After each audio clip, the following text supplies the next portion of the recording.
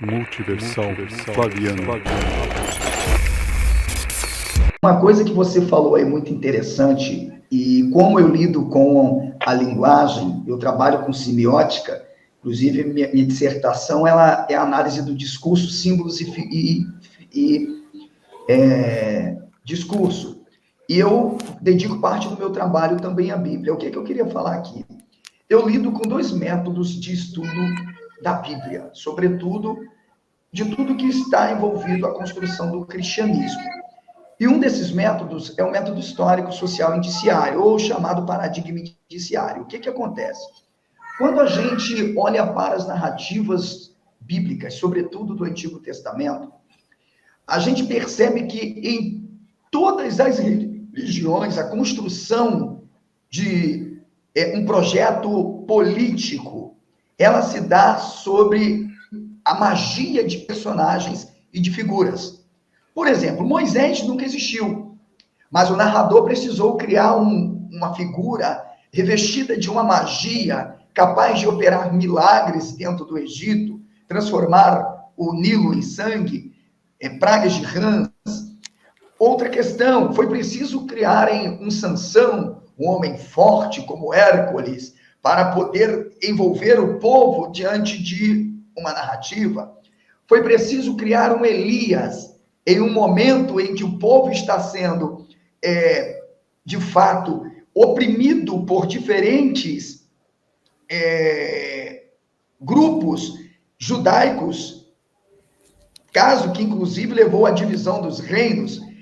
E para trazer a hegemonia, foi preciso criar um Elias, um cara sobrenatural, revestido também de toda uma magia, porque se essa figura não fosse uma figura com esse poder e essa magia, não teríamos a chamada reforma javista, já que havia a prática dos cultos a Balaim. Aí, chegamos ao terceiro século antes de Cristo, nós vemos os essênios criando, inclusive, outras figuras messiânicas revestidas dessa magia, como, por exemplo, você falou dos tipos de Messias, os manuscritos falam de um Moré Tzadik, eles falam sobre um Messias da tribo de Arão, um Messias da tribo de Jacó e um Messias da tribo de Davi. Porém, tem um que se sobressai a todos esses. E é esse que eu consigo ver nessa construção que você acabou de nos mostrar. Por quê? Porque sem esse tipo de líder, o povo não aceitaria, porque isso era comum nas narrativas judaicas, que é o chamado Messias Celeste. Eu tenho um vídeo aqui no meu canal, analisando os manuscritos do Mar Morto, e explicando como os essênios configuravam este Messias Celeste. Este Messias Celeste que é capaz de poder trazer tudo isso que você falou, como operações de milagres, andar sobre águas, prometer, por exemplo, uma redenção futura. É um Messias revestido de toda uma divinização. O grande problema, Francis, aqui, o Scania também, que com você faz esse trabalho, o grande problema para nós que lidamos, eu, neste caso, lido com análise literária, com as narrativas, seus gêneros, seja em hebraico ou em grego, não adianta eu saber grego e hebraico se eu não conhecer um método capaz de me mostrar que as narrativas e as figuras criadas nas narrativas, elas são autônomas, criadas pelo narrador para realmente trazer uma construção histórica e configurar um processo político. Então, se eu digo, por exemplo, que, tirando tudo isso, existe um Jesus por trás das narrativas, eu legitimo, inclusive, que os evangelhos não foram escritos depois de 75. Aí eu tenho que inventar a hipótese que. Eu tenho que inventar essa insanidade de hipótese que, para poder dizer, não, na verdade, Jesus, ele foi uma figura histórica, posteriormente revestiram ele de toda essa misticização, toda essa mitização, e, portanto, os evangelhos não foram escritos depois de 70, né? Aí você não tem nenhum achado manuscritológico, não há um papiro sequer.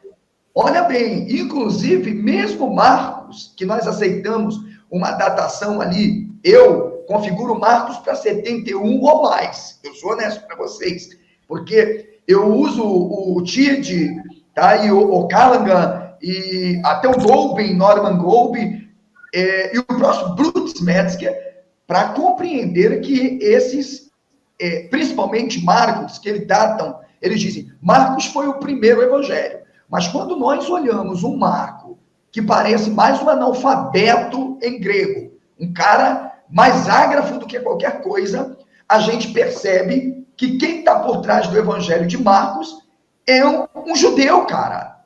E ontem eu expliquei isso numa live minha muito rápida. Por que eu digo que um judeu? Eu trouxe isso como nota bibliográfica, tese, baseada em grandes linguistas. Por que eu falei isso, Francis? Simples. Porque os judeus não tinham hábitos de estudarem outras línguas e culturas. Só quem fazia isto eram os gregos. E é por isso que Lucas é o único evangelho que tem todo um perfil de quem dominava o grego. Portanto, um Plutarco. E o resto vem depois de uma construção a partir de Joséfo. Não tenho outra hipótese. Não tenho. Perfeito. Vamos dar as boas-vindas para o Scania. Fala, Scania. Meus amigos, grande Francis, primo, desmascarador aí, e Mazuco, cumprimento a todos aí na pessoa do nosso nobre e colendo professor Alessandro, com quem tenho prazer incomensurável de tecer as primeiras palavras, lendo aqui um versículo sobredito por ele aqui em Oséias 11, quando Israel era menino, eu o amei, e do Egito chamei o meu filho. Só que esquece o versículo que vem a seguir. Quanto mais eu os chamava, mais fugiam da minha presença. Ou seja, então a aplicação de Jesus fugia da presença de Deus, se ia da presença de Deus. Como é que é isso? Ficou estranho aqui. Então, a gente vê que é uma adaptação claudicante, né, com alguns problemas. Agora, a respeito dessa pergunta do professor, obrigado, professor, por essa pergunta, e também dentro desses conceitos aí de semiótica, e eu gostaria de citar aqui o nosso Francesco Carota, que é um linguista, filósofo também, um escritor italiano.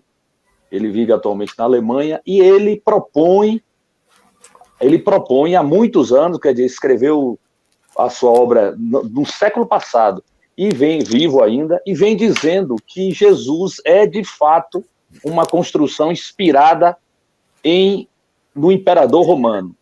E, na abertura do seu livro, ele faz algumas considerações e traz para a gente o seu referencial teórico, trazendo o conceito de transtextualidade, e vem afirmando que os evangelhos são hipertextos.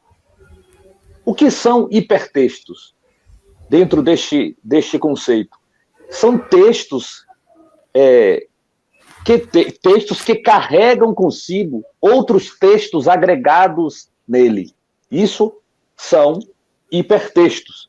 E através de hiperligações. Então, aqui temos o contexto da transtextualidade, que ele traz de Gerard Genette, que foi também um teórico literário francês. E o que é a transtextualidade? É tudo que coloca o texto, tudo que coloca aquele escrito em uma relação aparente ou ocultamente, olhe bem, em uma relação aparente ou oculta, com textos pré-existentes, né? E ele vem com esse conceito, o Gerard, com esse conceito de transtextualidade, envolvendo conceitos que já existiam, né? E, inclusive, envolvendo o conceito de intertextualidade de Júlia Kristeva, que também é uma filósofa francesa. O que é a intertextualidade? formação do significado de um texto por outro texto. E como é que esses autores desse texto, eles usam essas estratégias através de composições como citação, como alusão, como o calque ou decalque, que é o que nós temos aí de hebraísmos e aramaísmos, plágio, tradução, e aqui vem as duas principais, que é o objeto de nosso estudo aqui. A pastiche ou a sátira. Então, a sátira é uma das estratégias deliberadas de composição desses textos, isso dentro do contexto de intertextualidade. Então, vem a transtextualidade e vem do Gerhard, vem dizendo o seguinte, olha, a transtextualidade ela envolve tudo, inclusive a intertextualidade. E nós encontramos esses conceitos em Semiótica for Beginners, Semiótica para Iniciantes, Daniel Chandler. Então, ele vem trazendo lá vários subtipos da transtextualidade. Mas o que nos chama a atenção aqui é esta sátira, que é um espelhamento. Nós temos pastiche, a sátira, né? A sátira é um espelhamento com o sentido de criticar. Então, nós temos duas camadas aí nos evangelhos. Temos a subsunção literária, que é a adequação, termo também jurídico, que é adequar-se ao tipo. Não é? É a tentativa dos escritores literários de adequação ao tipo. Então, do Egito chamei meu filho. Moisés foi um arquétipo de um profeta que, quando nasceu, ele teve problemas no seu nascimento, e ele teve que fugir também. Então, ditadores tentaram matar crianças na época de Moisés. Então, vem o Novo Testamento, e ele, seguindo este estereótipo, este arquétipo, não é? Porque é um tipo que serve como modelo, se assim podemos dizer, lato sensu, ele vem aqui, ele pega este arquétipo de Moisés, neste ponto, reproduz este texto em Mateus.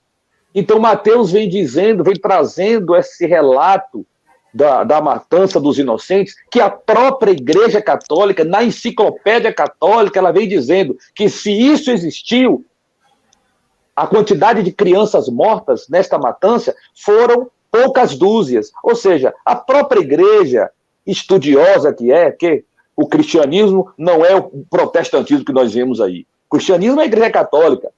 Então, ela vem dizendo, olha, este evento, muito embora faça parte de um evangelho canônico, ele é claudicante, está capengando, outro termo jurídico, claudica, está manco. Vem o Joseph Ratzinger, o Papa recente da Igreja Católica, e diz que o livro de Mateus está subsidiado por narrativas não históricas.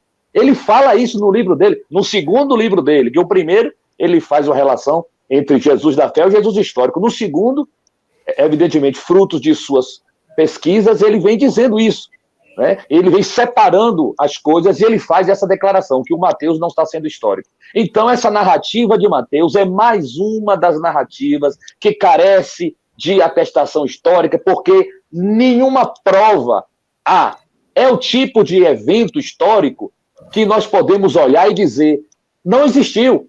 É como afirmamos com relação ao Jesus histórico. É impossível que uma matança de inocentes desta magnitude, mesmo que, ainda que autores de determinadas categorias não gostassem, que não existe isso, não gostassem de fazer referências a determinados assuntos, a história não é feita somente desses autores, desses atores, desses historiadores. A história é ampla. A história é feita de diversos tipos de evidências, inclusive arqueológicas.